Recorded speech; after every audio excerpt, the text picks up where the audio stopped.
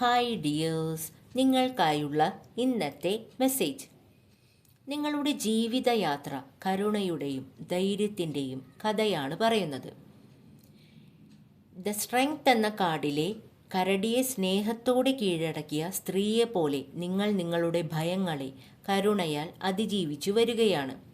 ഈ കാർഡിൽ നിങ്ങൾ ഇതിനോടകം നേടിയെടുത്ത ആത്മവിശ്വാസത്തെയും പ്രതിരോധ ശേഷിയെക്കുറിച്ചുമാണ് പറയുന്നത്.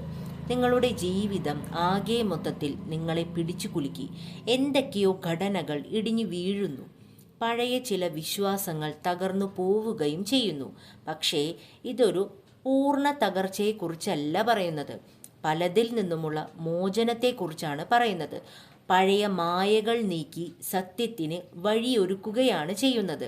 ചില കാര്യങ്ങൾ നിങ്ങളെ അലോസരപ്പെടുത്തുന്നുവെങ്കിലും ഇതൊരു ദിവ്യമായ പുനഃക്രമീകരണമാണ്. ദ ചാരിയറ്റ് എന്ന കാർഡ് ചലനം, ദൃഢനിശ്ചയം, വിജയം ഇവയെക്കുറിച്ചാണ് പറയുന്നത്. ദ ടവർ എന്ന കാർഡിലെ കവാടം തകർന്നതിൻ്റെ പൊടിപടലം മാറുമ്പോൾ നിങ്ങൾക്ക് വ്യക്തതയും ദിശയും തെളിഞ്ഞു വരും. അതുപോലെ വിരുദ്ധ ശക്തികളെ, ഓപ്പോസിറ്റ് സ്വഭാവമുള്ള സാഹചര്യങ്ങളെ നിയന്ത്രിച്ച് മുന്നോട്ട് പോകാനുള്ള കഴിവ് നിങ്ങൾക്ക് ലഭിക്കുകയും ചെയ്യും.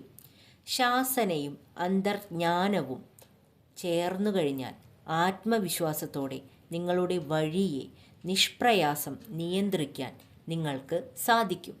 Thank you dears.